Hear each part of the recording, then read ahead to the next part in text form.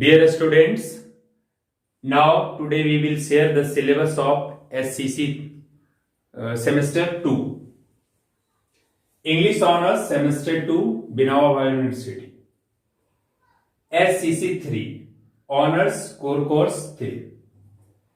In this paper of semester 2, we will study Indian writing in English. As I have discussed earlier, about paper 3 of semester 2 English Honors Unit 1. What is in Unit 1? In Unit 1 there is social, political, religious and economic condition in Indian English poetry. इसमें हम पढ़ेंगे कि हमारा सामाजिक, राजनीतिक, धार्मिक और आर्थिक स्थिति क्या था। इंडियन इंग्लिश पोएट्री में इस चीज का वर्णन किया गया है। पुनः हम पढ़ेंगे प्री एंड पोस्ट इंडिपेंडेंस, यानी भारत की आजादी के पहले और भारत की आजादी के बाद इंडियन इंग्लिश ड्रामा और नॉवेल की क्या स्थिति थी।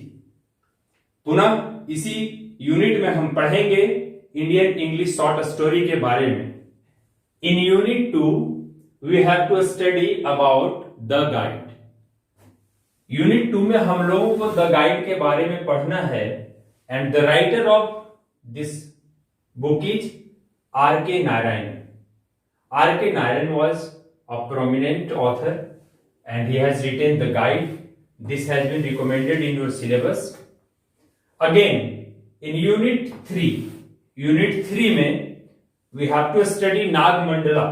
नागमंडला के बारे में पढ़ेंगे and Nagamandala has been written by Girish Karnad. Girish Karnad साहब ने नागमंडला को लिखा है और ये इसमें बहुत ही अच्छी कहानी है. As we know that English Honors Paper 3, that is known as HCC 3, has been divided in 4 different units. I have discussed about Unit 1, I have discussed about Unit 2, and I have discussed about Unit 3. Now come to Unit 4 and this one is the last unit. हमने देखा कि English honours semester 2 का जो paper 3 है वो 4 भागों में विभक्त है. यूनिट 1, यूनिट 2, यूनिट 3 के बारे में मैंने चर्चा की है. अब मैं यूनिट 4 के बारे में चर्चा कर रहा हूं. यूनिट 4 में हम सबों को पढ़ना है. We have to study about H.L.V. Derozio. एक बहुत ही नामी गिरामी भारतीय अंग्रेजी लेखक थे. पुनः हम लोगों को पढ़ना है तोरू दत्त के बारे में, सरोजनी नायडू के बारे में, निसी मैजिकल के बारे में और जयंत महापात्रा के बारे में. के.एन. दारूवाला के बारे में भी पढ़ेंगे और कमला दास के बारे में भी पढ़ेंगे. कमला दास के बारे में आप सबों ने 12th में पढ़ी है, माई मदर एट 66. आप सभी कमला दास से फैमिलियर ही होंगे. So in unit 4 we have to study about H.L.V. Derozio, Toru Dutt, Sarojini Naidu, Nissim Ezekiel, Jayanta Mahapatra, K N. Daruwalla and Kamala Das. In HCC 4, as you know that again it has been divided into 4 groups. In group 1, in unit 1, there is social, political, religious and economic conditions of the respective ages in England from the 14th to the 17th century. Significant movements. In unit 1 we have to study about social, political, सामाजिक, राजनीतिक, धार्मिक और आर्थिक परिस्थितियों के बारे में पढ़ना है जो कि इंग्लैंड में घटित हो रही थी 14वीं से लेकर 17वीं शताब्दी के बीच. इसी इकाई में हम लोगों को पुनः पढ़ना है कि उस समय इन आंदोलनों का क्या प्रभाव पड़ा लिटरेचर पर, साहित्य पर. इन unit 2 we have to study about nuns priests tale. Nuns Priest's Tale, written by Geoffrey Chaucer. Written by Geoffrey Chaucer. Again, A Hymn to God the Father, written by John Donne. A Hymn to God the Father पढ़ना है, जो कि John Donne के द्वारा लिखा गया है. How Soon Hath Time, ये मिल्टन के द्वारा लिखा गया है.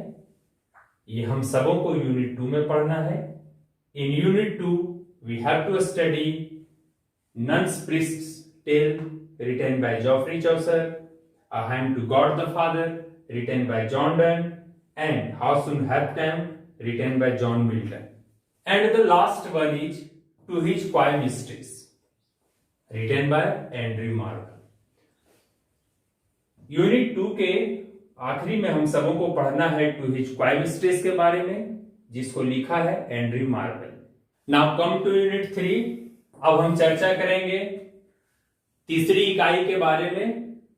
इसमें हम सबों को पढ़ना है. In unit 3 we have to study as you like it. As you like it एक ड्रामा है जो कि लिखा गया है विलियम शेक्सपियर के बारे में. ये बहुत ही जाना पहचाना प्रसिद्ध नाम है. विलियम शेक्सपियर के बारे में हम पढ़ेंगे और उन्हीं के द्वारा रचित एज यू लाइक इट के बारे में पढ़ेंगे. In unit 4 we have to study an essay on dramatic poesy. Unit 4 में पढ़ना है an essay on dramatic poesy, जो कि लिखा गया है ड्राइडन के द्वारा. और इस प्रकार यूनिट 1, 2 और यूनिट 3, इन तीनों यूनिट में हमें क्या पढ़ना है, इसकी चर्चा आज के क्लास में की गई है. और आप तमाम विद्यार्थियों की सुविधाओं को देखते हुए I have spoken in English as well as in Hindi, ताकि कहीं भी आपको समझने में कोई परेशानी ना हो. क्योंकि ये जो वीडियो बनाया जा रहा है वो सीबीएसई से पास किए हुए छात्रों और हिंदी मीडियम के विद्यालयों से पास किए हुए छात्रों दोनों के ध्यान में रख के बनाया गया है, ताकि दोनों को समझने में कहीं कोई परेशानी ना हो. Earlier we have discussed about syllabus of English honours semester 2. Now division of marks, distribution of marks. At first, there will be 10 multiple choice questions. You can say that objective questions. And these questions will be set from Unit 1, 2, 3 and 4. 1 into 10 equals to 10.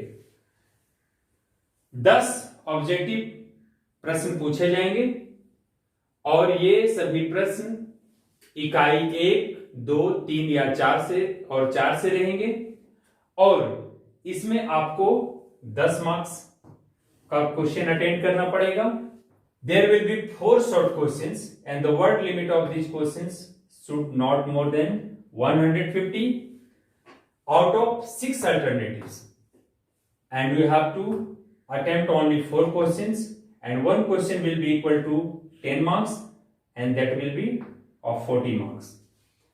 आपको 4 छोटे छोटे प्रश्न पूछे जाएंगे जिसका उत्तर आपको 150 शब्द में देना है. इसकी शब्द सीमा 150 है और इन 4 प्रश्नों को आप लिख सकते हैं. आपको 6 प्रश्न पूछे जाएंगे, उसके अंदर से आपके ऊपर डिपेंड करता है कि आपके रुचि के अनुसार वो 4 प्रश्न कौन होंगे. और एक प्रश्न का जो मार्क्स है वो 10 है और इस प्रकार 4 प्रश्न का उत्तर आप देंगे 10-10 मार्क्स का, तो ये 40 मार्क्स का हो जाएगा. 2 long questions to be answered out of 2 alternatives each from unit 2. 2 long questions to be answered out of 2 alternatives each from unit 2, 3 and 4. इसमें आपको 2 लंबे यानी 2 बड़े प्रश्नों के जवाब देने पड़ेंगे और इनका जो है सो शब्द सीमा यहां सिलेबस में मेंशन नहीं किया गया है. तो जाहिर है कि इसका जो आंसर का लेंथ होगा वो 150 वर्ड से ज्यादा होगा और इसमें ये जो प्रश्न सेट किए जाएंगे वो यूनिट 2, यूनिट 3 और यूनिट 4 से रहेंगे. और इसमें से आपको 2 प्रश्नों का उत्तर देना है और एक प्रश्न का जो वैल्यू है वो 15 मार्क्स का है। इस प्रकार इसमें आपको 30 मार्क्स के प्रश्न के उत्तर देने हैं। तो यूनिट 1, 2 और 3 और 4 से आपको ऑब्जेक्टिव प्रश्न के मार्क्स जो हैं वो 10 मार्क्स हैं। उसके बाद आपको 4 शॉर्ट क्वेश्चंस का आंसर देना है जिसका मार्क्स 40 है, और लास्ट में आपको 2 लॉन्ग क्वेश्चंस के उत्तर देने हैं। आंसर 2 लॉन्ग क्वेश्चंस के उत्तर देने हैं यूनिट 2, 3 और 4 से, जिसका वैल्यू है 30। At last come to internal assessment. Internal assessment will be of 20 marks. Internal assessment, आंतरिक मूल्यांकन। आंतरिक मूल्यांकन जो होगा प्रिय छात्रों वो 20 मार्क्स का होगा, और for that on the basis of class unit test, आपका जो है सो कॉलेज में क्लास टेस्ट होगा या यूनिट टेस्ट होगा, उस आधार पे आपको मार्क्स मिलेंगे। 10 मार्क्स का यूनिट टेस्ट होगा जिसमें आपको आपके जितने अंक आएंगे वो आपका जुड़ेगा। Seminar, NCC, NSS, sports and extra को करिकुलर एक्टिविटीज, इसके अलावे सेमिनार, एनसीसी, एनएसएस और स्पोर्ट्स के अलावा आपका कोई अन्य क्रियाकलाप है जिसमें आप सक्रिय हैं तो उसके आधार पे आपको 5 मार्क्स मिलेंगे। General behaviour and conduct, regularity in attending classes, अगर आपका आचरण अच्छा है और आप नियमित रूप से क्लास अटेंड करते हैं कॉलेज का, तो उस पर भी आपको 5 मार्क्स मिलेगा, और इस प्रकार आपका इंटरनल असेसमेंट टोटल 20 मार्क्स का होगा। आज का ये वीडियो यहीं समाप्त करता हूं जी, धन्यवाद।